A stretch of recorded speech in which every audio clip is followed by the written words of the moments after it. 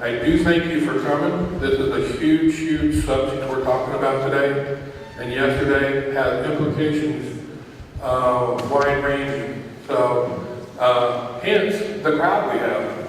We were lucky to get this room today. I'm certainly glad we did. I didn't know what to expect for today, but we had a good crowd. So thank you very much for being here.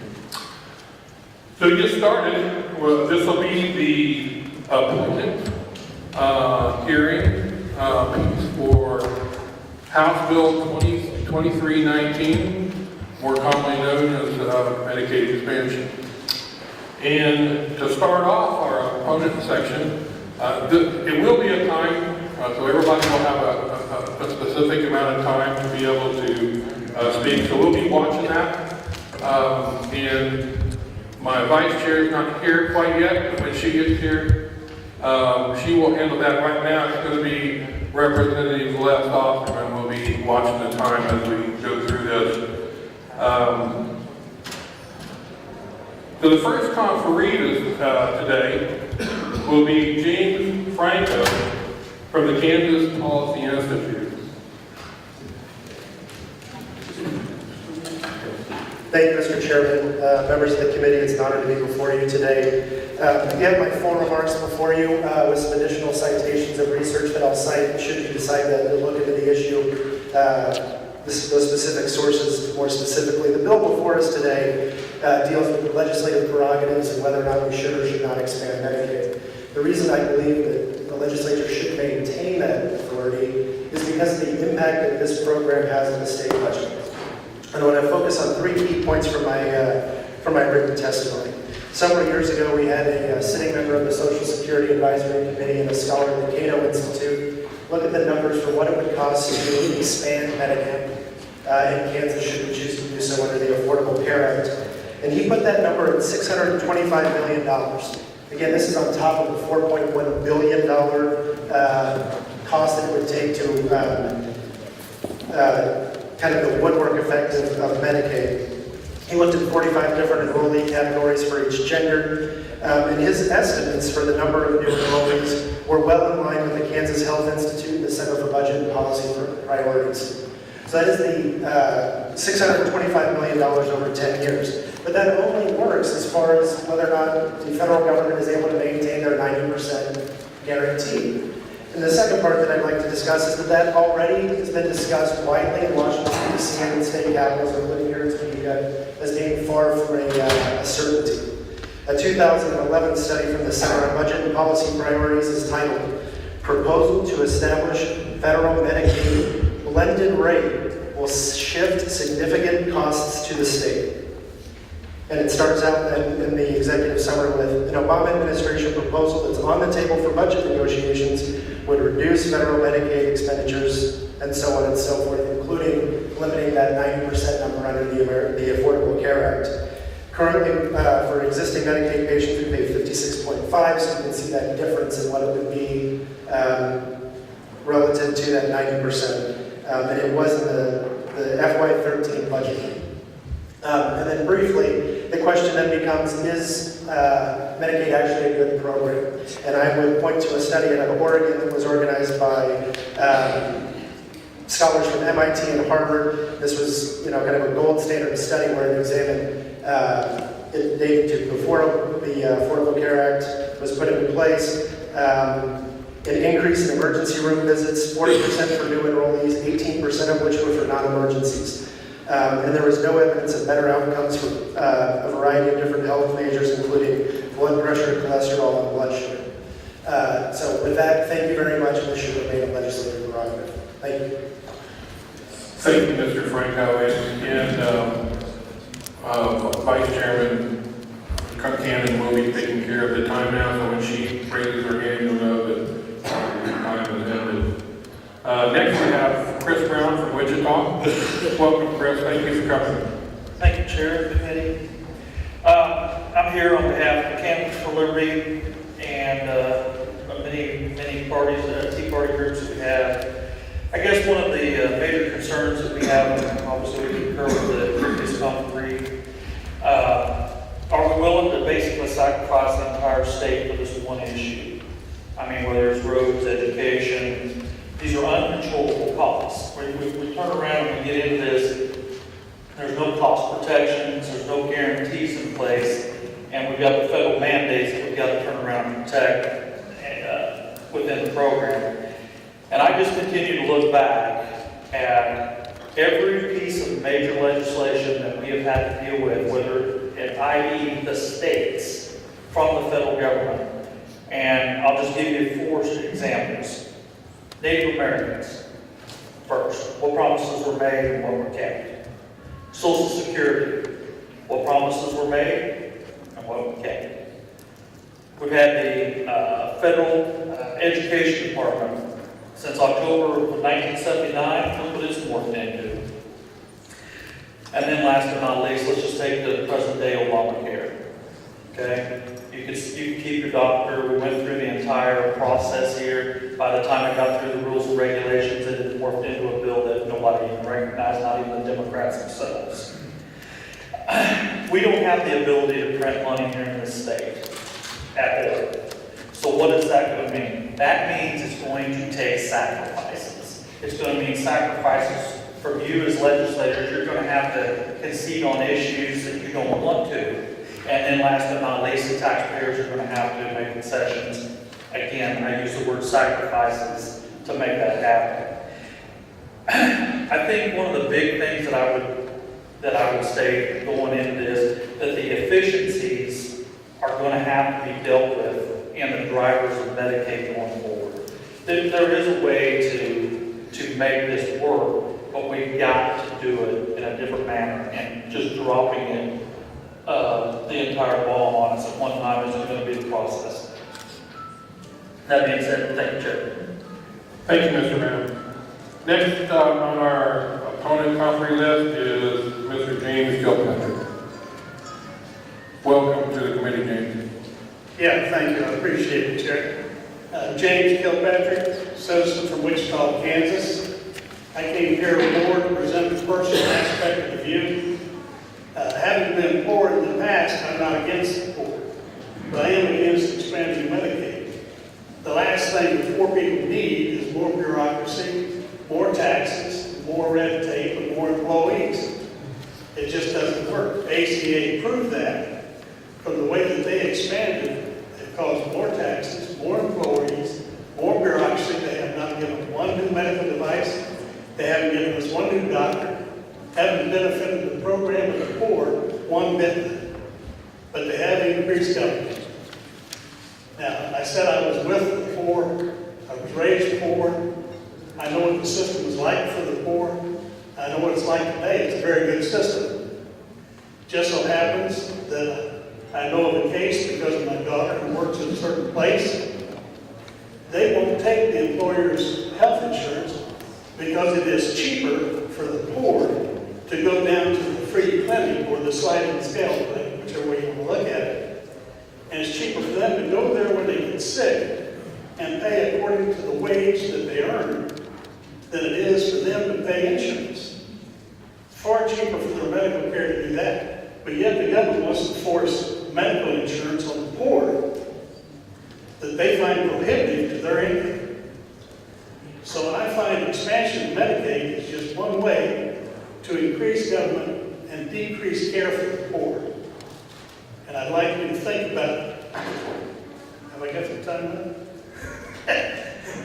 Well, I just want you to think that you're not improving medical care to the poor, you're going to be increasing the bureaucracy tremendously. And if you increase the cost of government, it's going to be impossible for you to give that cost in care to the poor people. So if you want to do anything, improve the system we have now by paying the clinics directly, rather than increase bureaucracy and increasing all the other red tape that they're going to have to go through for medical care. Thank you. Thank you for your testimony. Next, we have Mr. Akash Chalkley from the headquarters of Americans for Prosperity. Welcome. Thank you. I'd like to begin with the prepared testimony that you have in front of you and then just address a couple of the points that we've heard so far in this debate. So, thank you first of all for inviting me to testify on this key component of President Obama's controversial healthcare law. As you said, my name is Akash Chokli. I'm the Senior Policy Analyst at the National Headquarters Office of Americans for Prosperity. Americans for Prosperity and our 2 million activists around the country, including tens of thousands here in Kansas, many of which we have here today with us, have been making the case against Medicaid expansion for years. And until now, this legislator seemed to recognize that expanding Medicaid would be a bad decision. AFP and our allies explained that expanding this already overburdened program would harm state budgets and funding for roads and schools, put taxpayers at risk, fail to provide access to quality care, and hurt the neediest citizens, all while entrenching Obamacare in Kansas and driving our country even deeper into seemingly insurmountable debt. Unfortunately, many supporters of President Obama's law have cast aside these concerns as political talking points. But now, 5 years after the law's passage, we have real results to point to from other states of all sizes and political makeups that have expanded Medicaid under Obamacare. It is important that Kansas legislators, taxpayers, and patients learn from the experiences of these other states because they make the case crystal clear against Medicaid expansion. For example, in my home state of Rhode Island, fully 1/4 of the population is now on Medicaid. Medicaid spending has grown by $1 billion since 2013. Could I interrupt you just a second? We do not allow in our committee video except for media, so if you're taking video, please stop. Thank you. Proceed. Medicaid spending has grown by $1 billion since 2013 and is $118 million over budget this year alone. The state budget office estimates that this single program will take up nearly 1/3 of this year's $8.8 billion state budget, obviously squeezing out other critical priorities such as roads and schools. With this healthcare program quickly spiraling out of control, the state is being forced to choose between, several tough choices on how to plug this growing budget hole. Lawmakers have to choose between a handful of politically difficult options: raise taxes, cut Medicaid benefits, kick people off the program, reduce spending on other priorities like roads and schools, or some combination thereof. Just last week, the newly elected Democrat governor proposed cutting $91 million from Medicaid and adding a new tax on insurance plans in her first budget outlay. Illinois offers another additional evidence of the financial train wreck that is Medicaid expansion. Health officials originally estimated that expansion would cost $573 million from 2017 through 2020 when the state's funding obligation kicked in. But nearly 200,000 more people enrolled in the program in 2014 than originally projected, and state budget officials were forced to revise cost estimates to $2 billion, well over 3 times initial estimates. While most states have expanded Medicaid under Obamacare are traditionally Democrat-controlled, a number of Republican states also took the plunge, only to suffer similar results. Ohio Governor John Kasich championed expansion in his state. There, program costs exceeded projections every single month since expansion first went live in January 2014. It is on track to run $1 billion over budget at the end of this fiscal year. Over 100,000 Ohioans had already joined Medicaid rolls at the end of 2014 than the state had projected there would be by July of 2015. Worse yet, Governor Kasich proposed cutting off many pregnant women and women with breast and cervical cancer from this program as a direct result of Obamacare's Medicaid expansion to able-bodied, childless, working-age adults. Finally, some red states like Arkansas, which we'll hear about a little bit later, enacted their own self-named conservative alternatives. Arkansas's problem-plagued private option ran over budget every single month in 2014. And, like elsewhere, enrollment ballooned far beyond expectations. The state originally estimated that 215,000 people would ever enroll in the program. After just 1 year, there are over 230,000 enrollees, and this program is sure to continue to grow. Moreover, the private option became a political nightmare for last November's elections. Over 30 members of Arkansas's legislature were defeated, and almost all of their opponents ran against the Medicaid expansion. Earlier this year, the legislature sought a way out of this failed experiment. Unable to build enough political support and gumption for an immediate repeal, they passed a law that sunsets the expansion in 2016, but the prospects of this actually occurring are obviously as yet unknown. These trends, costs and enrollment grossly exceeding projections and thus becoming a political firestorm, are apparent in nearly every state that's expanded Medicaid under Obamacare, and are sure to be the case in Kansas as well. As members of this legislature, you know full well that those are implications that this state's patients, taxpayers, and of course politicians cannot afford. The lesson to lawmakers who have yet to give in to promises of free money from the federal government, $18 trillion in debt, is quite clear. Don't fall for it. Nothing's free, and your constituents will be the ones picking up the tab one way or another, today or tomorrow. To the special interests lobbying for expansion, Medicaid is a money loser in the long run, and expansion crowds out private insurance, so stop thinking. And to patients, rejecting expansion will finally open the door to substantive, productive, market-based, supply-side reforms that are badly needed in Kansas and around the country in order to expand access to quality health care to poor and rural communities. Rejecting Medicaid expansion will protect Kansas taxpayers, reduce the strain on an already overburdened program, and ultimately keep President Obama's failed health care law from taking further hold. For these reasons, Americans for Prosperity's thousands of Kansas activists from every corner of the state strongly oppose Obamacare's Medicaid expansion. We certainly plan to hold accountable any legislator who supports this misguided scheme and applaud those who choose to stand with Kansas taxpayers and patients instead. So with that, I'd just quickly like to run through a couple points that we've heard pretty regularly throughout this debate from people on the other side. The first of which is a problem that has become almost unique to Kansas, but is obviously especially important in certain parts of the state, and that's the argument of hospitals. I think first of all, it's extremely important to note that the hospitals that would benefit most from the expansion of Medicaid under Obamacare are not the hospitals that have been crying foul in rural parts of the state that are clearly struggling. There's just a couple hospitals who are obviously the largest, most well-funded, wealthiest hospitals in the state. And to no surprise, they're the ones with the lobbyists and kind of the special interests represented here at the Capitol. But I think, again, it's important to note that Medicaid expansion crowds out private insurance. Medicaid reimburses doctors less than private insurance does. And so, again, stop thinking. And I just find it ironic that hospitals obviously supported Obamacare. Obamacare is now driving them bankrupt, and here they are lobbying for more Obamacare to try to solve the problem. But to be honest, I haven't spent too much time thinking about that because our first priority is Kansas taxpayers and Kansas patients. The next argument that we've heard a lot is this idea of free money or getting back Kansas's money. So for one thing, we have to decide, is it Kansas's money or is it free money? Of course, nothing is free. Kansas is paying for this driver of the debt one way or another, like I said. Every state already gets more than it puts into the Medicaid program. And to make Kansas even more dependent on the federal government would be an incredibly irresponsible financial decision. We know the budget issues here in Kansas. The one thing both parties seem to agree on, whether it's President Obama or it's Congressman Paul Ryan, is that this Medicaid expansion reimbursement rate of 90% after 2016 is not going to last. We're less than 2 years removed from President Obama himself proposing over $300 billion in Medicaid cuts. To make your state budget dependent on a federal government with those kind of, fluctuating priorities would be incredibly irresponsible.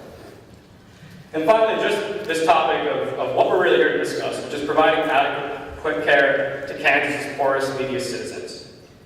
Nationally, there are 500,000 people on Medicaid wait lists. These are people who were previously eligible for Medicaid, the most vulnerable people in this country for whom this program was originally intended.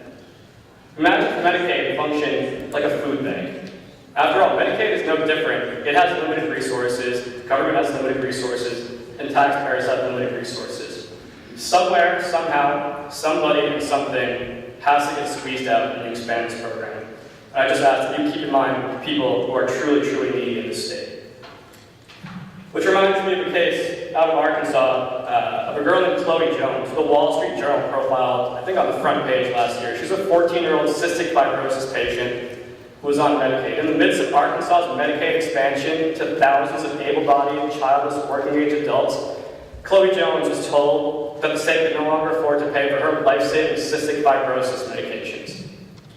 Those are not choices that I think anybody in the state of Kansas, no matter what side of this debate you are on, thinks the state should have to make. And so I strongly encourage the legislature to stay involved in this process, which is the topic of this bill, and to ultimately reject the Medicaid expansion. Thank you. Thank you, Mr. Tripoli. Next, we have Dean Clancy from the Foundation for Government Accountability. Thank you for coming. Welcome. Thank you, Chairman Hopkins and members of the committee. I'm Dean Clancy. I'm very happy to be here representing the Foundation for Government Accountability. We are a nonprofit educational organization that seeks to help states enact and promote sensible policies in healthcare and welfare that really take the welfare recipient as a human being with dignity and not as a child or a ward of the state. And we've been following these Medicaid expansion debates all around the country, and we've learned a lot about it. I should just mention a little bit about myself. I'm bringing a federal perspective to this discussion. I've lived and worked in Washington for more than 20 years. I have worked in Congress and the White House on these issues. I was the top budget official in the White House for healthcare issues in 2004 to 2006. I helped negotiate Medicaid waivers with states and with governors during that period. So I see it from the federal level, and I can give you, by the way, I've worked on welfare reform, Medicaid reforms in Florida, for example, Governor Bush, and in Vermont, major reforms. But what I've learned is, for example, most states go up to Washington for a waiver, thinking they're going to get innovative policies and more federal money, but most of them fail to get most of what they want because of the rigidity of the folks in the Medicare agency and White House OMB, where I worked. Most states fail to save money under a federal waiver, and most states, many states I'll say, end up with serious cost overruns, despite the alleged budget neutrality of the waiver. I had the dubious honor in 2005 of agreeing to or approving the request from the governor of Tennessee to disenroll 200,000 Tennessee citizens from Medicaid. Tennessee had put itself in a corner with very bad Medicaid policies that were simply unsustainable.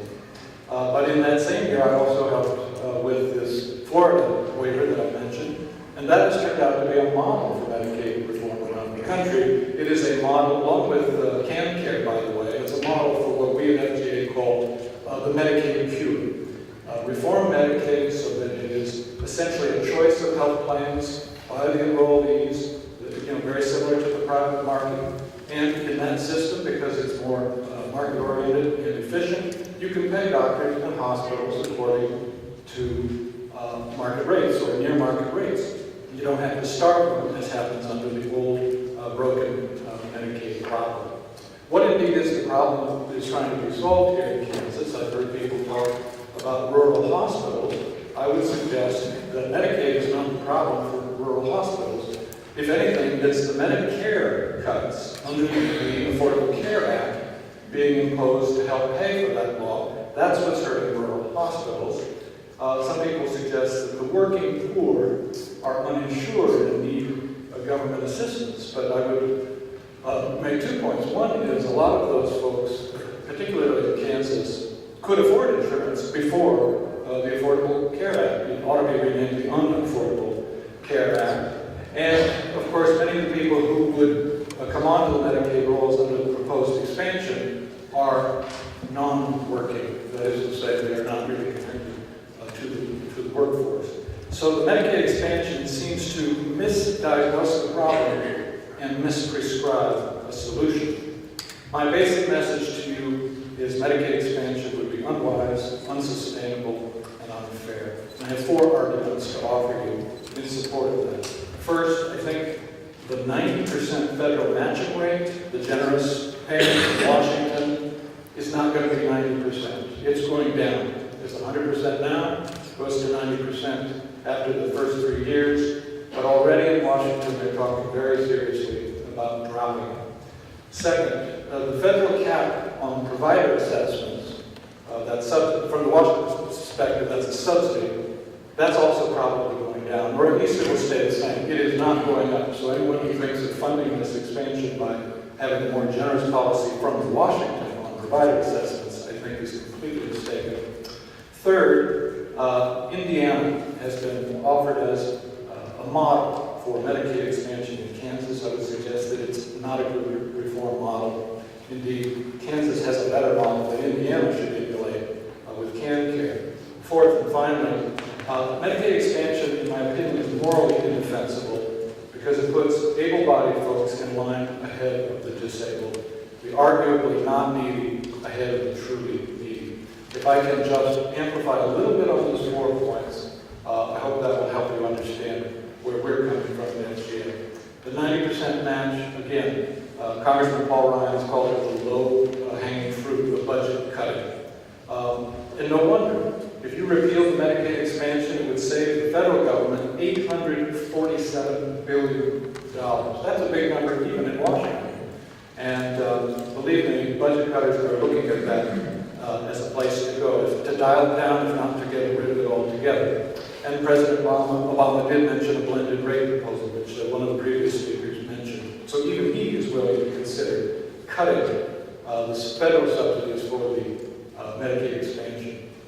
We talked about the provider tax subsidy. I won't go into too much detail there, except that's a lot of money as well. As much as $50 billion over 10 years, if you got rid of the provider tax subsidy, again, that's a federal perspective, altogether. And we have Senator Bob Corker of Tennessee and Senator Dick Durbin of Illinois, and Republican Democratic pairing, both proposing just that, get rid of provider assessments.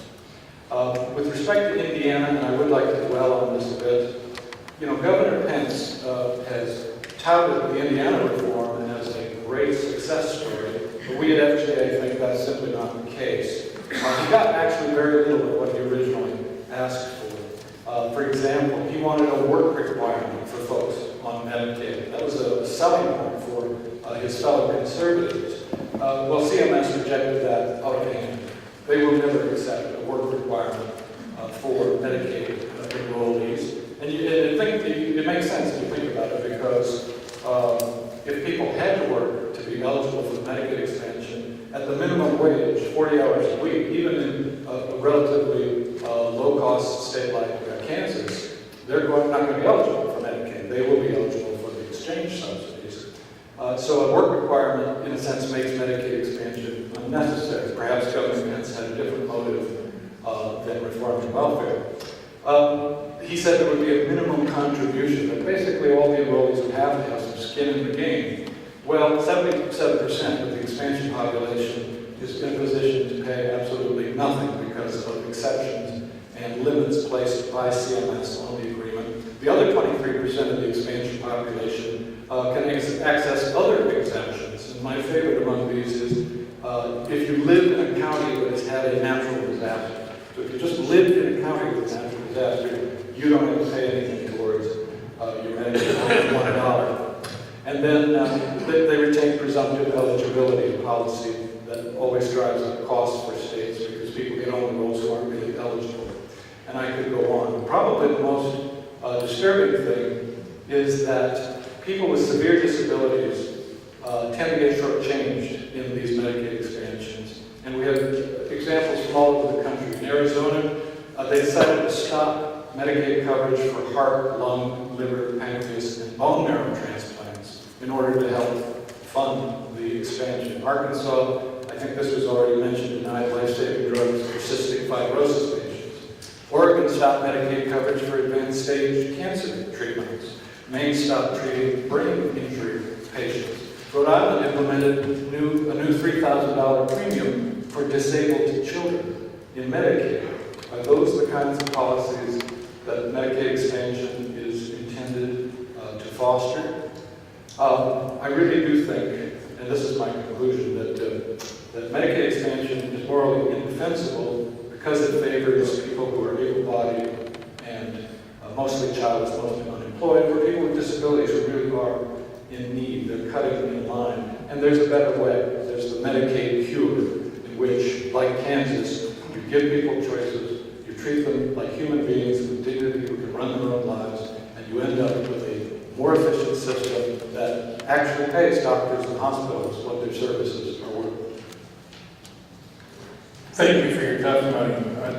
Just to make a little clarification here, there's been a couple of texts come across about why does one person have more time than the other.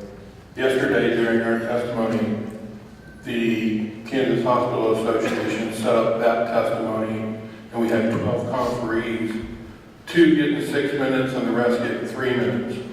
Today, there's a group that set up this group of conferees. They have an hour just like the proponents had yesterday. And with that hour, they divvied it up among 6 people. So that's the reason. Representative Ward, but Could you disclose who set up their testimony for us? the testimony today was set up by Mr. Jeff Clinton and his group. Yesterday was, Which is Americans for Prosperity, is that right? that's correct. So just to clarify, there's 2 different sets of people who set that up.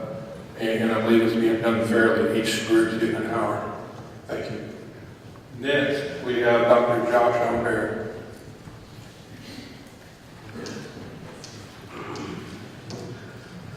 Thank you, Mr. Chairman and ladies and gentlemen. I appreciate the opportunity to come and speak and maybe stop and take a breath. It's a hot topic, and I think it's easy to get emotional about it and forget what we're doing. We are talking about patients. I'm probably one of the lone physicians who is maybe breaking stride with the rest of my profession and not supporting Medicaid expansion. And that might be presumed to say we don't support patients. But of course, that couldn't be further from the truth. I have a daughter with special needs. I'm on vice chair for the board of Rainbow United. We work and see that need daily in our clinic.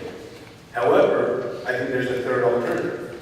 Often in politics it becomes A or B, up or down, left or right, us or them. But really there could be a third alternative. We want to come and propose something that would be synergistic. A compromise is often 2 + 2 = 1. All parties do something and gain something. Synergy is 2 + 2 = 6, where we're all stronger for the discussion. And I think Kansas is primed to be in a very unique position where we can lead the country in an innovative solution for healthcare. The people who spoke yesterday, rightfully passionate about taking care of patients, the Kansas Hospital Association, the Kansas Academy of Family Physicians, they want to help their patients in the best way they know how.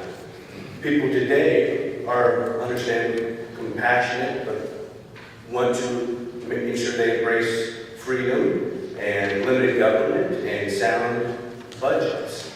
So those 2 things seem like they're at crossroads. I would say, if I could summarize the position, speaking, obviously, putting words in the mouth of the group from yesterday, it's less of a budget issue and more of an access issue. One side of the argument wants to improve and increase patient care.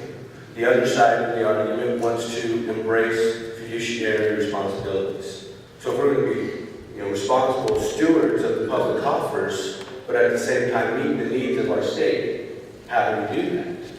Most things like business run into that on a daily basis. The most successful people in their professional business careers find out how to take 2 competing interests and make those blend well. I'm here speaking today because I've spoken with some of you already about our model of direct primary care, a model that is really sweeping across the country where we found out how to do just that, where we are able to give patients more care, more access for a fraction of the cost. So I'm less arguing, do we cut or raise the budget? I'll let you guys decide that. Whatever the budget is, we're going to have to come back and take care of patients with that money. In our model, we don't bill insurance. We charge a flat rate per month based on age, not based on pre-existing conditions. So in our clinic, children are $10 a month, adults are $50 a month for unlimited home visits, work visits, office visits, technology visits like text, email, cell phones. They have 24/7 access to their private physician. We also do not have any co-pays for anything in our office. Any procedure that we offer is completely free of charge. Stitches, biopsies, joint injections, ultrasound, lung scans, heart scans, cryotherapy, lesion removal, rapid strep testing, urine testing, minor surgical procedures. Because each one of those is actually a very minimalistic cost to me that I can absorb as part of my business model. Furthermore, we've innovated in the country, but in the state as well, wholesale medications and labs. Kansas is one of 44 states that allow physicians to dispense wholesale medications and offer wholesale labs. So we can get medications for 95% off of retail. Lab work, 95 to 99% less than what a cash patient would pay. Cheaper than what insurance is paying. So I would argue how we fund Medicaid, but I will say whatever we do with those dollars, don't we want to be as maximally efficient with those? We may or may not have Walmart stock, but I'm not going to go throw money at Walmart just because. For example, one of our better examples is a migraine medicine that can cost anywhere from $88 to $256 cash price at the pharmacy. Our patients pay our wholesale price, which is $6.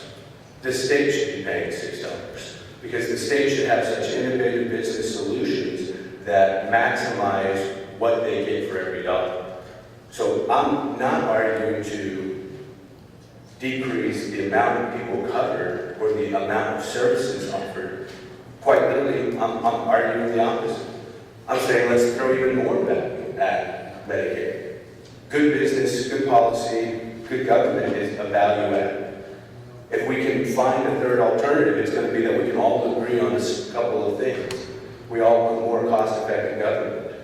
We want more value for our dollar. We want more health care. We just don't want to pay more for it. And we can get there, as difficult as that might sound. And so if the state were to embrace an option where individuals could go to their doctor, work on more of a food stamp process, decrease the paperwork, but increase the value of those dollars, suddenly we have the opportunity to revolutionize what we're doing. If I can make $100 a product becomes $6, that just freed up $94 for somebody else.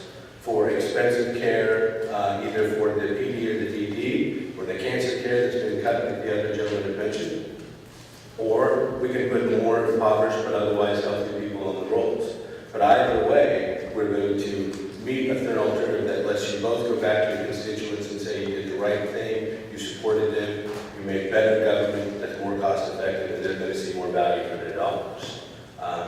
I think if we, as Kansas, were able to do that, every state in the country would look to us and say, how do we emulate that? Because I don't think the state cares so much about the paperwork as they do the patient care. But now with increasing insurance costs of 30% year after year, we have to ask ourselves, do we pay for patient care or paperwork? When we have the option to maximize patient care while decreasing costs. So if my cholesterol panel is $3, but the state is paying $50 for it, now we've just increased the number of cholesterols we can check without affecting the budget. If anything, we might be able to substantially increase the amount of services offered at a fraction of the budget, or at least meet the needs of the Kansans in a more efficient way. I have a few minutes left. Any questions, I'll be happy to answer. We will have questions at the end. Very much, I appreciate your time. Thank you very much, Doctor. And the last opponent conferee today is Teresa Volpe from Americans for Prosperity. Welcome. Thank you for coming. Thank you. Thank you, Mr. Chairman and members of the committee. I appreciate the opportunity to testify here today. My name is Teresa Oki. I'm the Vice President of State Operations for Americans for Prosperity, and I'm a native Kansan. In fact, I worked in the Kansas House under then Speaker Tim Schallenberger and served as his Chief of Staff and went on to him to serve with him in the Treasurer's Office.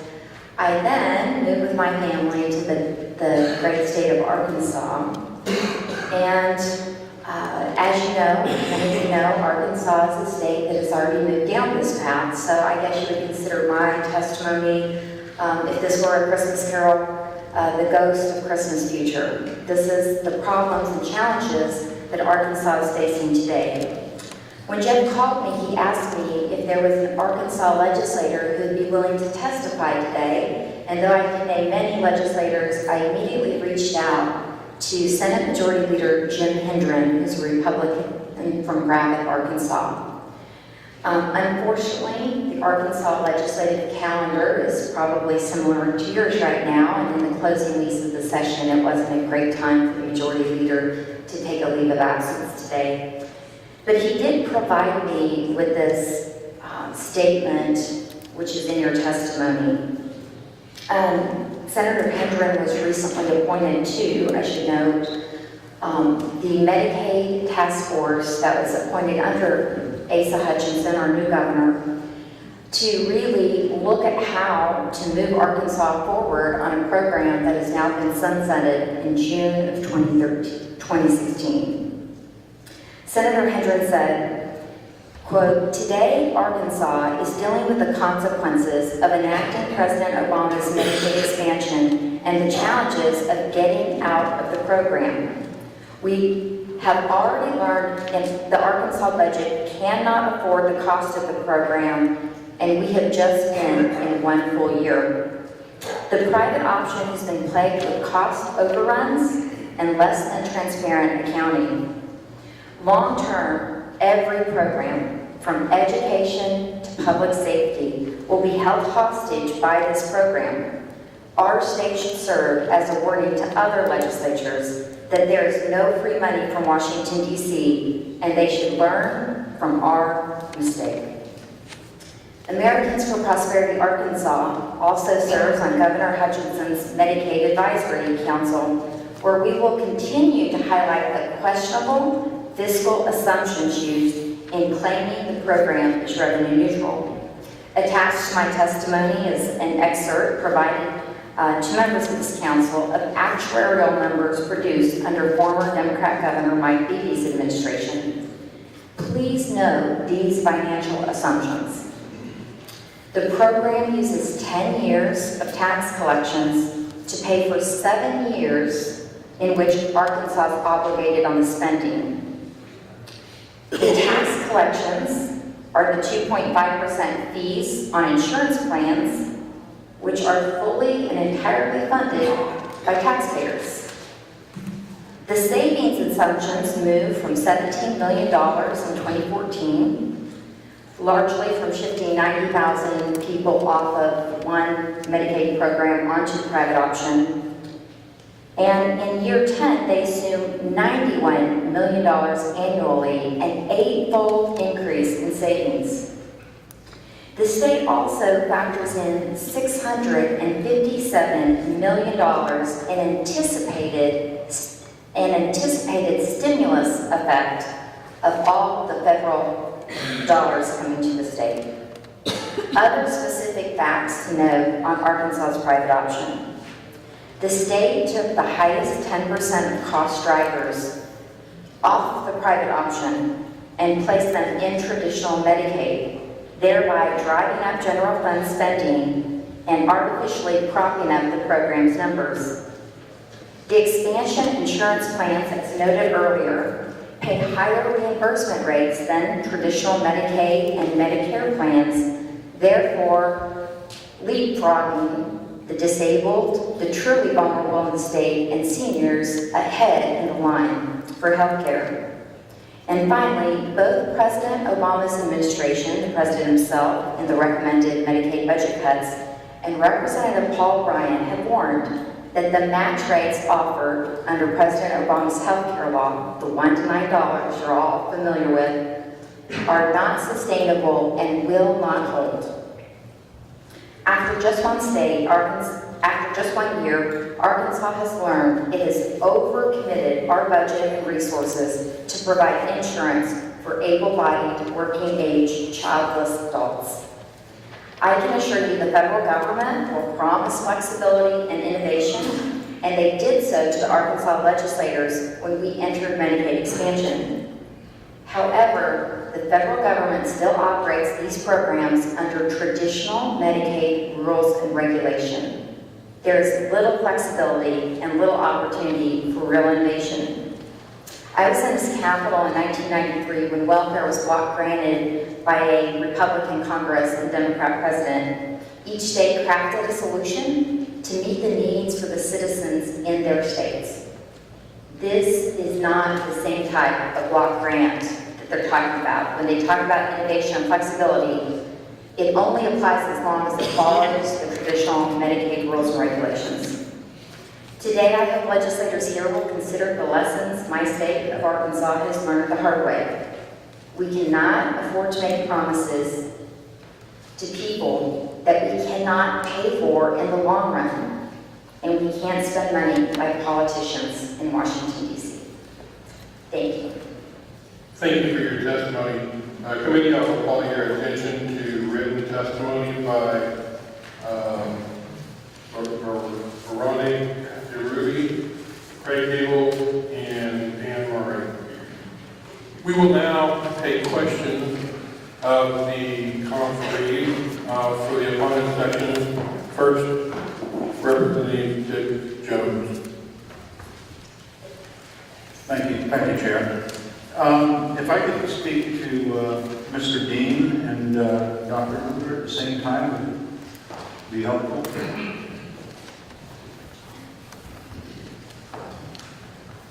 And I asked you both at the same time because I read all the testimony and I think yours comes more succinctly into describing the problem we face, i.e. serve the people and yet do it responsibly and economically efficient. Try to phrase that properly.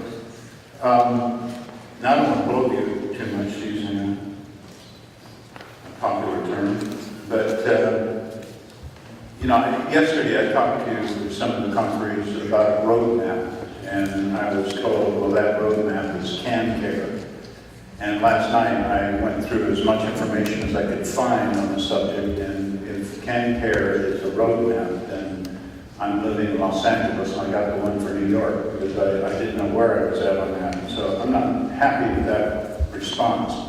But there was a young lady there who had MS, wasn't it? Is that right? Is anybody remember? And she navigated her own way through the system. It took her a long time to do it. And she must have had a lot of terrifying nights, trying to sort out her own problems. And this is what we want to prevent. And, we don't have Milton Friedman to tell us how to do this economically. And we don't have a George Soros to give us the money to do it. He's too busy spending it someplace else. But what I would like from you, if it wouldn't be too much to ask, is taking this and see if it could be worked into some kind of program that we could act on, that would really help the state. Is that possible? Am I even on the right track? Representative Jones, I would say on behalf of the Foundation for Government Accountability, we would absolutely love to advise the legislature on ways that KanCare can be made better. We do think there are some real virtues to it, but we know that every Medicaid program around the country is different. It has its pluses and minuses, strengths and weaknesses. But yes, this is doable. States like Louisiana and Florida, as I mentioned in my testimony, and to a great extent Kansas, have done some things right, and we would love to be available as a resource for you in improving your own Medicaid system. And I'm sure that, at least in my case, and maybe for the whole committee, I would like the rest of the nation copying what we do. And that's kind of what I'm looking for. I don't fault KanCare, the supporters from yesterday, for using KanCare as the roadmap in lieu of anything else. The problem is the thinking that got us here is not the thinking that will get us to the solution. So for lack of a better solution, they're saying, well, this is the system we have, let's throw money at it, because there isn't an alternative that they're familiar with. And I guess my role would be to present that alternative to, whether it's through KanCare or any system, infuse that innovation and free market side that says, bring the cost of whatever service you can down to the best price that's possible. We're using insurance wrong as a tool. If you use a hammer as a shovel, you're going to be there all day. Insuring medicine as a penny a pill in my clinic is unnecessary. It adds to the cost of that. And so if we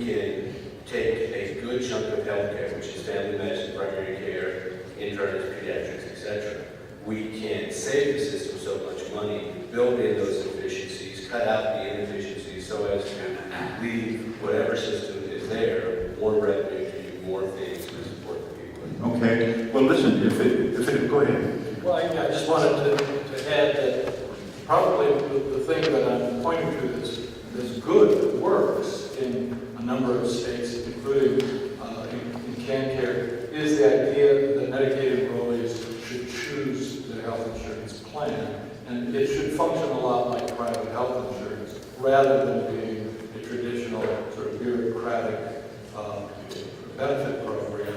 And when you do that, you get the efficiencies of the market, and you get the opportunity to pay market rates to provide.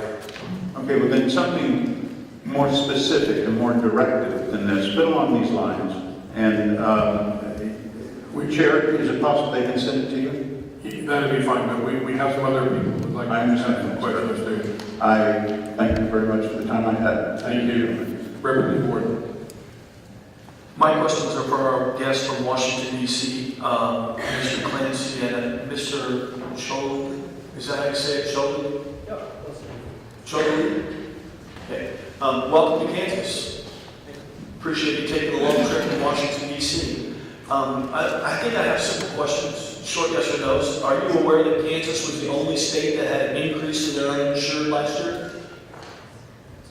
I'm sorry? Yes.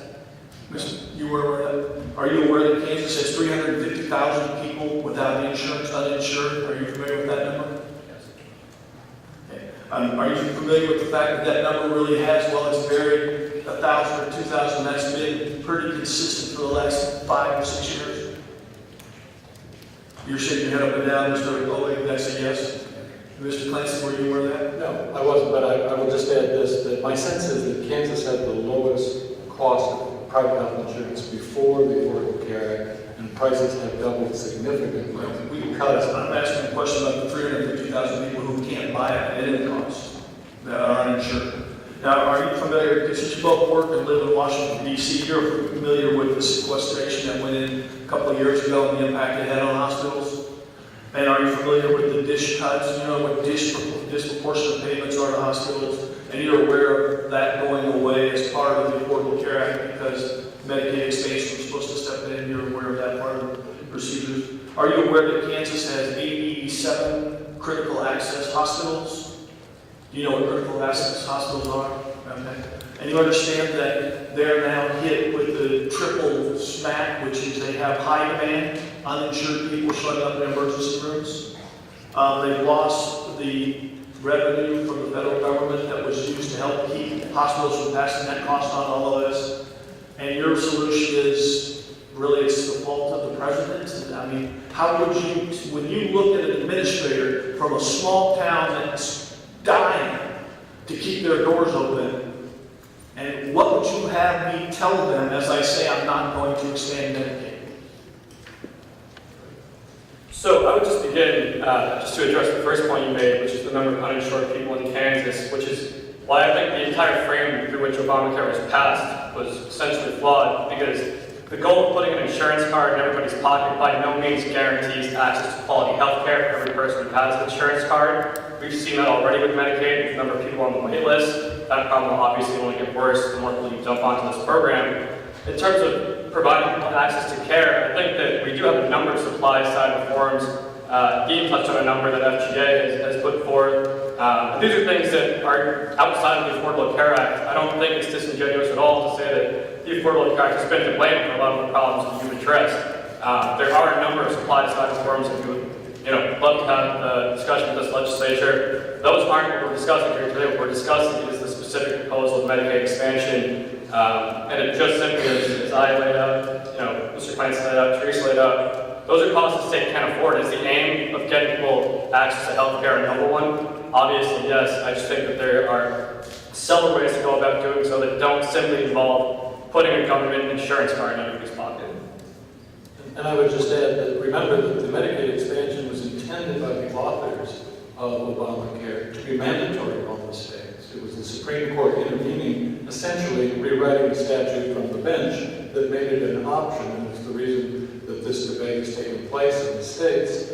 And that was probably an opportunity for folks to stop and say, wait a minute, why would we do that? Why would we expand Medicaid for Medicaid. And by the way, if DISH is being cut by the feds anyway, why wouldn't we talk to Washington about the DISH cuts? Also, why wouldn't we talk to Washington about the Medicare reimbursement cuts, which are affecting hospitals in Kansas and everywhere far more than the concerns that would be raised by the DISH cuts or the Medicaid expansion. One more question. Do each of you have one of those dreaded insurance cards?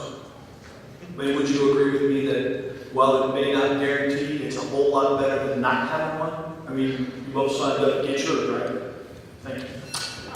Next, we have Representative Kelly.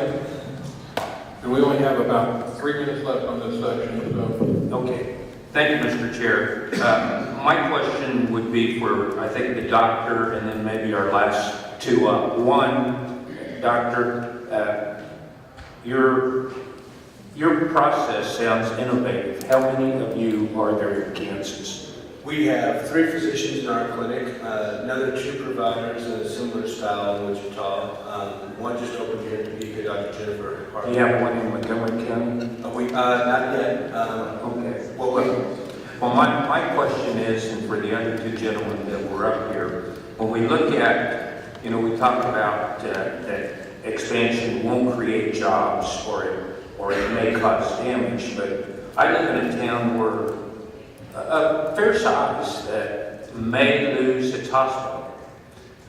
That would impact not only those like myself that want to get care, but others. They provide millions of dollars of uncompensated care that Medicaid expansion would put dollars in their pocket and keep it open. But my other concern, what would you see and what would the other gentlemen see about just the impact on jobs? If my town loses its hospital because of uncompensated care and other issues, what does that do if my town wants to recruit other industries? Will they come into a town if there's no medical care? Will they come into a town that can't support a hospital and probably loses its doctors? very fair question. The way we would structure this model is we would allow all physicians to practice this model. They wouldn't have to be completely converted to the model like we are. Very analogous to food stamps, and every grocer that wants to sell foods can sign up for that program and now have broad scope access. So I think we could turn all physicians on to that model. So if there's no hospital in a town, Correct. it's a problem. There needs not be a hospital if there are no jobs. So I think first we come back to that. Our model decreases insurance costs for employers by 30 to 60%. We often go into an employer and the employees get a raise because we increase the efficiency of the insurance. So I do think that this is a job creation. My last question would involve the other 2 gentlemen. Would you see anything that's wrong with the thought that non-expansion can affect the community, take jobs away, take industrial expansion away, that we're at a point that a lot of small towns in rural Kansas need help? A lot of hospitals and doctors and nursing homes in rural Kansas need the help now in order to continue operation. I do. I think that's obviously a concern in the rural parts of the state. I think that, again, I just question the frame in which we're having this discussion. Are we having it to provide insurance to people? Are we having it to keep hospitals afloat? Are we having it to create jobs? If we want to have a discussion about creating jobs in Kansas, again, that's a discussion that America's Prosperity, dozens of other groups are happy to have. I don't know if that's exactly germane to the topic at hand here, which is providing access to quality care for Kansas's poor and rural communities. Keeping hospitals afloat, I think we've now belabored this point. The Medicaid expansion is a band-aid to other problems caused by the law through which the Medicaid expansion take place. To name one, the Medicare cuts, which are, obviously extremely damaging to rural hospitals. So I think that we do have to examine the frame in which this discussion is taking place, and rather than just, pull down a band-aid, an unsustainable band-aid at that from Washington, look for sustainable long-term solutions to the well-being of communities in the rural part of the state. Thank you. Thank you for your answers. We're right on time here, and Representative Hill has a statement, and I'd like for him to make his statement. That will be the last before we go into the next section. Thank you, Mr. Chairman. And this testimony is welcome, and I'm encouraged by it. I do think we've gotten a little bit far afield from House Bill 2319. It's really pretty simple, and it's just saying we, the legislature, at this point are ready to get out of the way, understanding the realities of the marketplace, understanding how important we perceive improving the access to care, bending the cost curve, maintaining the quality, all those things that I'm sure every person in this room has as their concern, the humanitarian objective that we all share. I am very heartened by Mr. Clancy's testimony, telling us and affirming how solid an effort that the KanCare program is.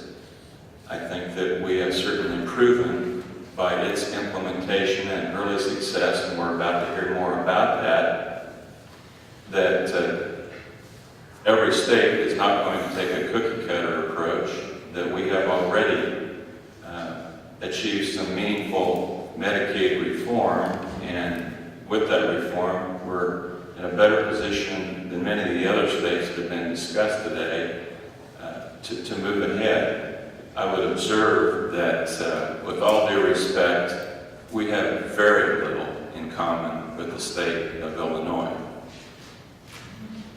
I appreciate the comments made about Arkansas and that everybody's good for something, even if it's a bad example.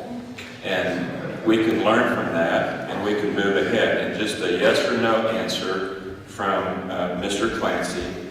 If we should happen to enact HB 2319, which is saying we, the legislature, are going to get out of the way.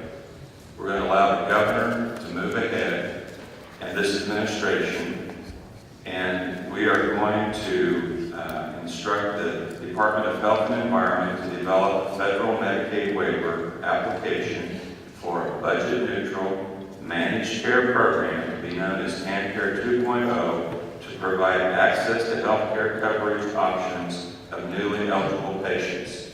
That's the essence of what we're looking at doing.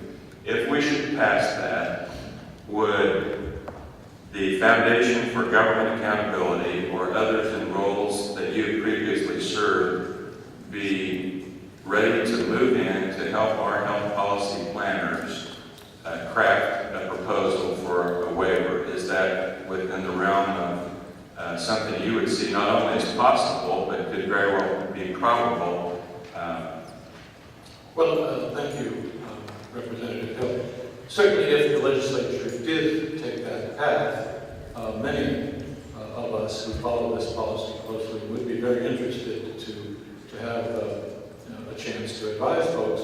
I will say from my experience at the federal level with these Medicaid waiver negotiations, it's actually probably a mistake for legislatures to simply give the executive branch of their state a blank check to go up to Washington and come back with a reform and more federal money, because what generally happens is a lot of the reforms the state wants end up on the cutting room floor. The federal money may materialize, but higher state costs may also materialize or lower savings than anticipated. Budget neutrality is a bit of a fantasy exercise where you kind of guess what future costs would have been without the reform.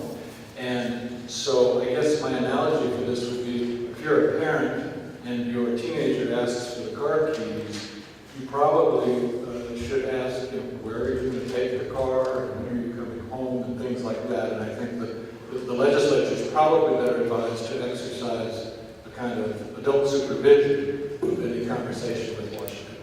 Thank you. We will close the opponent section of this hearing, and we'll move into the neutral section. And will be Dr. Susan Mosier, Secretary of Kansas Department of Health and Environment. Welcome, Doctor. Thank you for being here. Thank you, Mr. Chairman.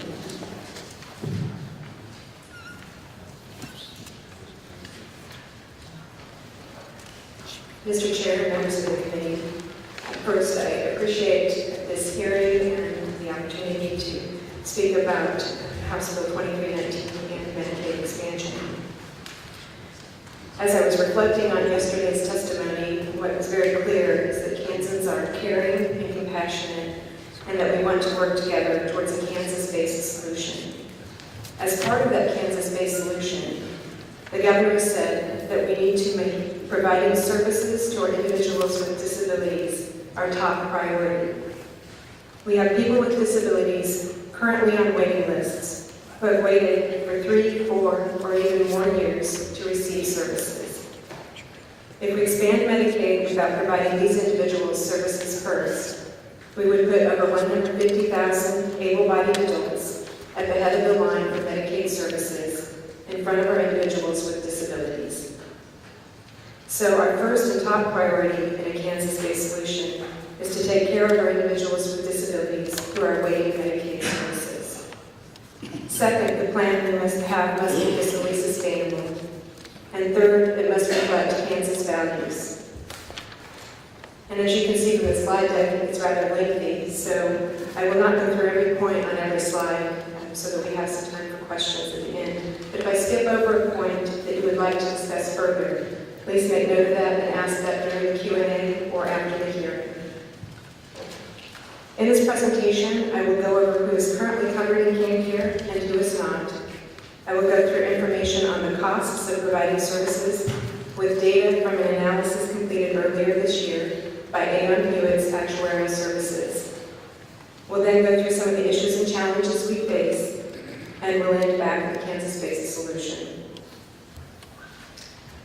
So currently, KanCare covers children, pregnant women up to 400% of the federal poverty level, individuals with disabilities, physical, intellectual, and or developmental, children who require technology assistance, kids with autism, frail elders, and individuals with various diseases and disorders, including traumatic brain injury, severe emotional disturbance, breast and cervical cancer, TB, HIV and AIDS, and able-bodied parents and caretakers under 38% of the federal poverty level. When we talk about Medicaid expansion, the newly eligible population is, as been noted earlier, low-income, able-bodied adults between 0 and 138% of the federal poverty level. And was also mentioned earlier that a 40-hour-a-week job at minimum wage would exceed that FPL. In fact, 31 hours a week would exceed that FPL, and that individual would qualify for health insurance on the exchange as some form of subsidy at no additional cost to the state. I do want to go through the actuarial assumptions because it's fair to question what were our assumptions which we asked the actuaries to utilize in their analysis. And we used very conservative trends. We used a 0.5% population growth, and that is very conservative because our current KanCare population, when we take out woodwork, is currently growing at 1.7% per year. So we used a 0.5%. We also projected a 3% cost growth. And if you recall from previous testimony earlier this year, one of our goals of KanCare is to bend that cost curve down over time. And by doing that, by emphasizing prevention, wellness, early detection and early intervention, as well as better coordination and integration of care. And our goal was to reduce from the 7.5% approximately rate of rise we had from 2000 to 2010 to at least a point lower, and we're currently growing at more than 2 points lower than that at 5.2%. But again, our current growth rate in the first 2 years of KanCare is 5.2%, and we do have a 3% cost growth, significantly less than that in our actuarial assumptions. We also assumed a 75% uptake on the newly eligible population in 2016, growing to 98% by the end of 10 years. The FMAP, or Federal Medical Assistance Percentage, has been referred to earlier. Basically, Medicaid is a state-federal partnership, and the federal government provides a certain percentage of funding, and the state provides the rest. As was previously noted, that the federal match is at 100% currently, and we made the assumption that it would never go below 90%. As you heard from earlier testimony, there is question about that on both sides of the aisle. There have been proposals to decrease below the 90%. There's a couple of other misconceptions about the 100% federal match. Many people think that that federal match is available for 3 years once you start your program. It is actually available for 3 specific years, 2014, 2015, and 2016.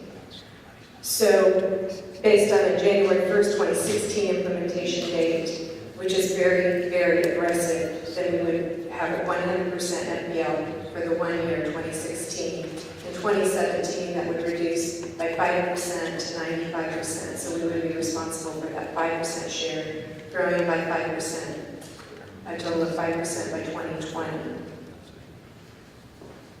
We also assumed a crowd-out rate of 35%, and I haven't heard crowd-out talked about in the testimony yet, but this is something that has been seen in states that have expanded, and crowd-out is described here. It's people who already have or are on some form of employer-sponsored insurance, but because of the availability of KanCare or KanCare expansion, they drop and convert to KanCare. The 35% may appear high to you, but our actuaries actually gave us the range that they've seen across the country. The range was 35% to 80%. So we actually selected the most conservative crowd-out rate that they gave us to select from. And 35% was also used in a study done in New Hampshire in 2013 by the Lewin Group as well.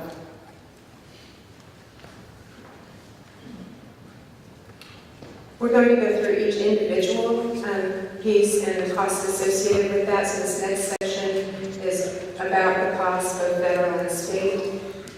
Our first cost is for caring for individuals with disabilities, which is our highest priority. And since the inception of KanCare, we had at the beginning over 8,000 individuals on the waiting lists. We've been able to bring 2,600 individuals off of the waiting lists to receive services within KanCare at a total cost of over $64 million. Yet we still do have over 5,000 individuals still awaiting services. In order to eliminate those on the waiting list, it will cost $2.6 billion for the first 10 years, and that is an all funds amount. The state funds would be $1.15 billion. Kansas share in 2016 would be $97.6 million, increasing to over $130 million in 10 years. It's important to note that the 100% match is available only for the newly eligible population. So this cost for us is at 56% federal and 44% state. And our estimates do not include any associated woodwork effect or in-migration. Woodwork effect is somebody who is already eligible for the services but have not previously applied. It's also called the welcome mat effect. And in migration, one of the things that we've seen in our state over the past several years is that we do have a very good benefits package for individuals with disabilities. So we do have people who know about that in other states and who move to Kansas to receive those services. So some people, that waiting list may be something that they're looking at and saying, well, I'm not going to move to Kansas, the waiting list is too long. But where there's no waiting list and we eliminate that, we would expect that there may be additional individuals applying for services in Kansas in the future. Looking at the newly eligible population, this is over 157,000 able-bodied adults by 2025. As we noted previously, the 100% federal match ends at the end of next year. The total cost for this population for the first 10 years is $771 million. We'll also look at the effect of woodwork. The woodwork increases Medicaid enrollment by over 36,000 over the next 10 years at a state cost of $455 million. This population also does not qualify for the 100% match, but would be matched at the 56.44 rate. So summing that all together, the total cost between 2016 and 2025 would be $13.2 billion, and $2.4 billion of that would be the state share. On the next slide, I'll just go to the last point because we have talked briefly, Representative Ward brought up the uninsured. So we do have in the newly eligible population about 45.7% of these are uninsured adults. When I went through the calculation here, since we have over 350,000 uninsured, and then of this 157,000 we learned yesterday that somewhere between 75 and 100,000 have insurance, then we're looking at about 14 to 21% of that uninsured population being insured through the expansion. Going on to issues and challenges. Challenges first to providers. Currently, the fees for Medicaid services are much lower than for other payers. We actually pay significantly better than other states compared to Medicare. We have 71% of the Medicare maximum amount is what we pay in Medicaid. There are some states that are as low as around 30%. That 30%, that rate is in California and some other states. We also pay about 40.9% relative to private pay insurance.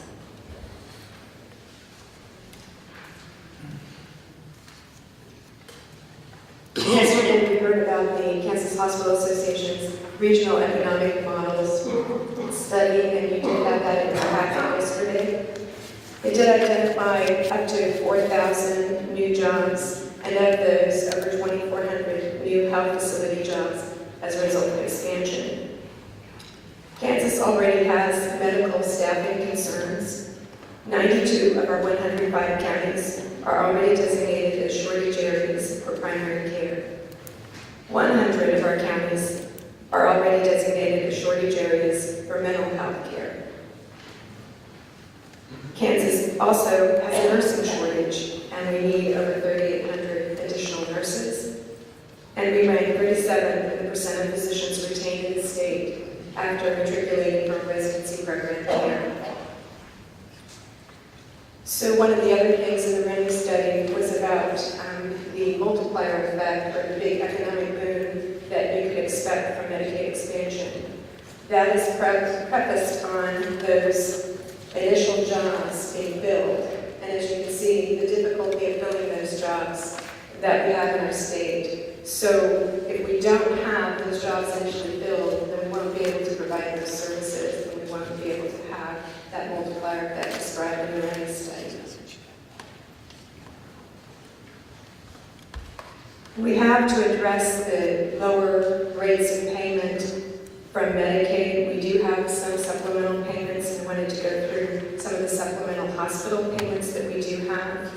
We have over $300 million in all funds that we paid out in calendar year 2014. Some of those are based on the provider assessment that was referred to in earlier testimony, and the hospitals have a provider assessment that they currently pay at 1.83%, and that covers the rate adjustment for hospitals. You see the first bullet there for 25.8% above the regular fee, the Medicaid fee on eligible claims. It also pays for the third bullet, which is the Healthcare Access Improvement Program.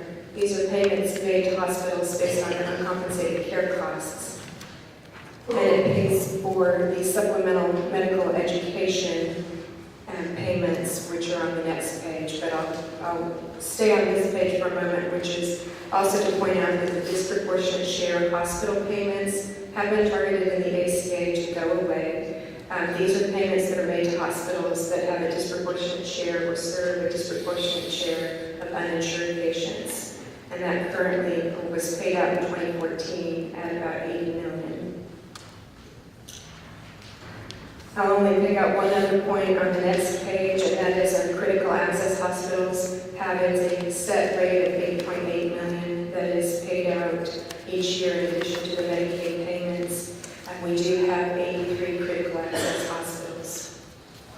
When we look at expansion, we looked at if we maxed out on the 6% of the provider assessment, and we were looking at an additional $645 million.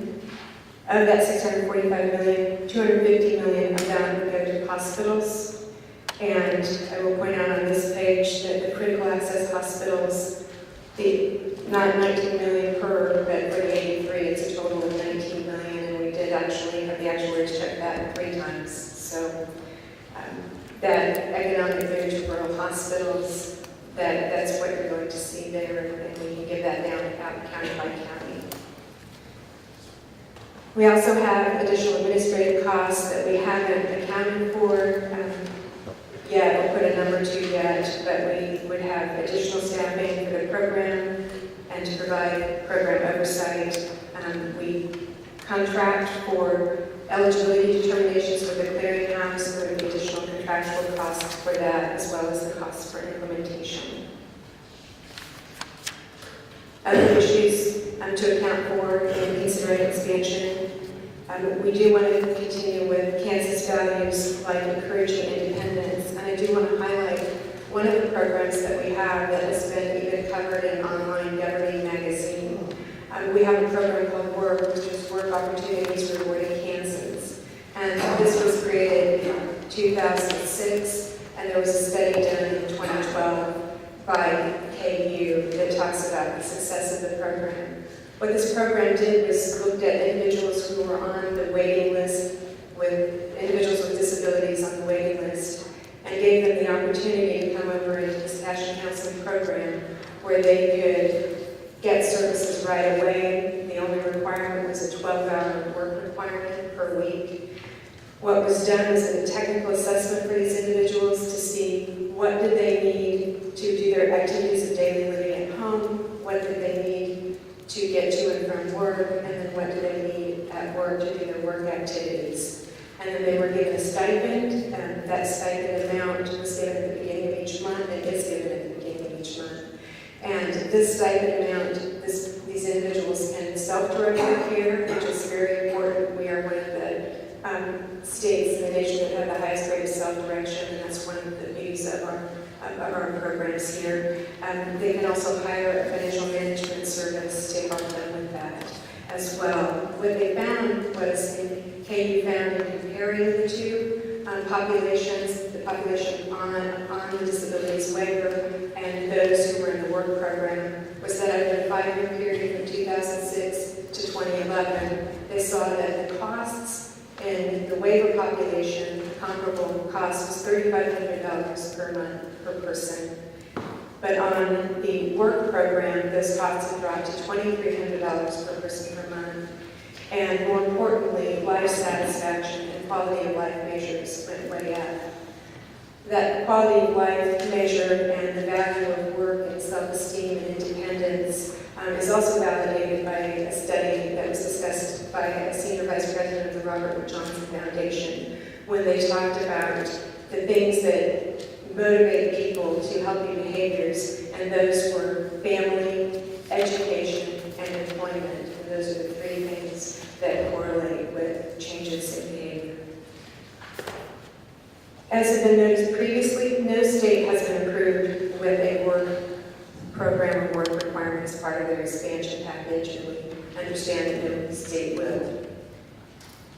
We have other issues in what we have currently going on with KanCare. KanCare is a 5-year demonstration project. It ends at the end of 2017. So starting in the middle of next year, we will start the renegotiation of KanCare with our managed care organizations, with CMS, providers, and patients. In addition, we have RFPs out for a new clearinghouse, and we will be under development of a new Medicaid management information system, which will be a multi-year information technology project, which will bring our Medicaid be leading edge with information. It will also include a data analytics module and predictive modeling that we'll be able to utilize in our program. We also have noted that there's a number of recent CMS policy changes that support cost shifting to the states, and I can go through those in more detail at another time. We did one what-if scenario because, as you heard, there is a question of whether or not the 90% funding would remain. And we just picked 2018 and said, well, what if we went back to our regular federal medical assistance percentage of the 56.44 in 2018?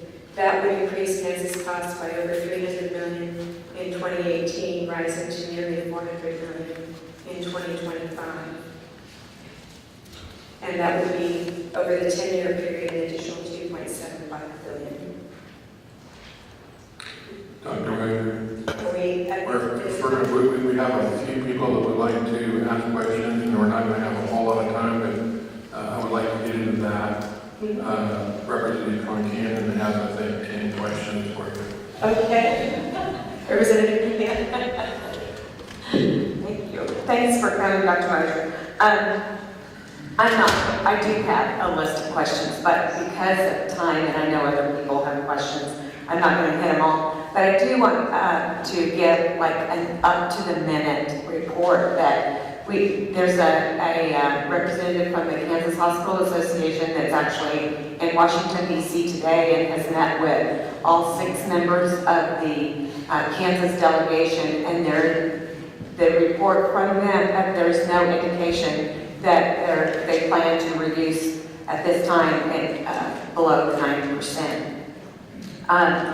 My question is, back when we were in committee last year or the year before working on the carve-in of the IDD population, there was a savings that was figured in for the patients getting the right care at the right time, the right place.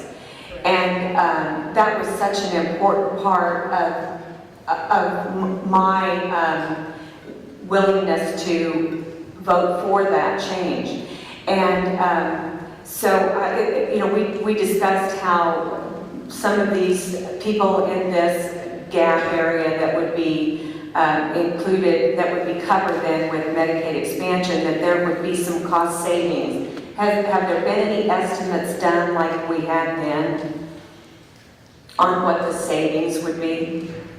I can give you a calculated amount, but where you see those savings is what we discussed earlier about that decreased rate of cost growth. So the rate of cost growth was 7.5%, is now down to 5.2%. So that spread constitutes a significant portion of the savings. In addition, we did use some of the savings to bring individuals off the waiting list, both underserved and unserved. Okay, and just one more. Now, this is a decision that this is not part of the bill that the waiting list disappears. This is a decision from the administration to include those numbers with this bill. Let me step back and kind of talk about really the moral, the ethical. I get that part. Is that you really are, if you're saying that your direction is okay, and actually I do think that on slide 20 that's really helpful to look at the costs, but if you're saying we only want to cover the newly eligible, then you are choosing to leave the individuals on the waiting list and actually push them down further in terms of their wait for services. I understand, and I served on the social services budget. I understand the waiting list. I understand that a lot of these, the young lady that was here yesterday with MS, I mean, there's some people with some real need on that are uninsured as well. And it's the moral part I do understand. I just am suggesting that to put those in the costs of this bill are a little bit disingenuous as far as the cost of what this bill is. And I'll just let it go at that. I know what you're saying, I get it, but it would be the cost to the state, but it's not really the the cost of this bill. But what you would be saying then is that you would prefer that we not deal with the waiting list in preference, and the preference would be to expand Medicaid to those. I'm not saying I prefer anything, I'm just saying what's in the bill. Well, I think the other thing to remember from yesterday's testimony is that at least half of those people have access to insurance. The able-bodied individuals. Representative Kelly? Thank you, Mr. Chair. Thank you, Dr. Mosher. Just a question, do any of your calculations in these, do they take in effect into account what some of the working poor that are not insured now are costing the state with services, whether it's substance abuse or mental health, and what we're paying for that, and what maybe the including them in could possibly save the state and improve their lives? Let me check with my staff. We don't have those numbers today. Representative Osterman? Thank you, Mr. Chair. Thank you, Doctor, for being here today, and it's always good to see you here when we were down on the floor together. Seems like an eternity ago. The one thing I would like to get from your office is you listed out the top 2 hospitals, 3 to 10 hospitals, and then you said other non-CAH hospitals, but didn't give me a number. But I would like to know where all these hospitals are throughout the state. I think that's going to be important for me to see when you talk about your non-critical care and your critical care access hospitals, especially with the amount of money we're talking about. So that's something I would really like to see. And we have that, and we can certainly get that to you. And I do want to point out on that, the other non-CAH hospitals was $106 million, and that we used, the actuaries determined this distribution based on actual utilization for calendar year 2013. Okay, that'd be great. Thank you. Thank you, Mr. Chair. Carpenter, no. Representative Ward, and Representative Ward will be the last to speak. I had the opportunity to speak with Secretary Buffett and Assistant Deputy Secretary Dunkel earlier this year, and one of your ideas is to change the way we distribute psychotropic medication. And they were talking about $8 to $10 million in savings as a result of that. In fact, I looked at the governor's budget, he spent that savings in filling the massive debt we have because of that. Instead of putting that money to the waiting list. So my concern is you're somewhat disingenuous in standing up there saying, we're making a bad moral decision because we're not spending money on the waiting list, we're going to take the money to help uninsured. And how do you stand there and pit disabled people against uninsured when you haven't spent $1 on the waiting list? Actually, we spent $64 million on the waiting list since the inception of KanCare. But as we all know, there's decisions that we make every day as you're struggling with the budget, and the budget hole, you're making decisions. And so when we look at making decisions of who gets the services, I'll actually bring in a couple of people that are with the Obama administration. One is Ezekiel Emanuel, who's Rahm Emanuel's brother. He is a senior health policy advisor to the White House. He actually has the complete life system. It's a graph. If you look at the graph, it actually talks about how do we ration scarce healthcare resources. And I encourage you to actually Google it and take a look at it. It's quite striking, but one of the things is below the age of 10, there's not significant dollars, and above the age of 55, not significant dollars dedicated to either end of the population spectrum. So there are definitely decisions and choices that are being made, moral or ethical, and I don't consider that disingenuous. It's just there are choices to be made. I think another person is Donald Berwick, who was CMS administrator before Marilyn Tavenner, and he says it's not about whether or not we ration healthcare, it's whether or not we ration rationally. So I think that there are always choices and decisions to make. In your review, and there's like 28 or 29 other states that expanded, has any other state used their waiting list as a cost driver of Medicaid expansion that you know of?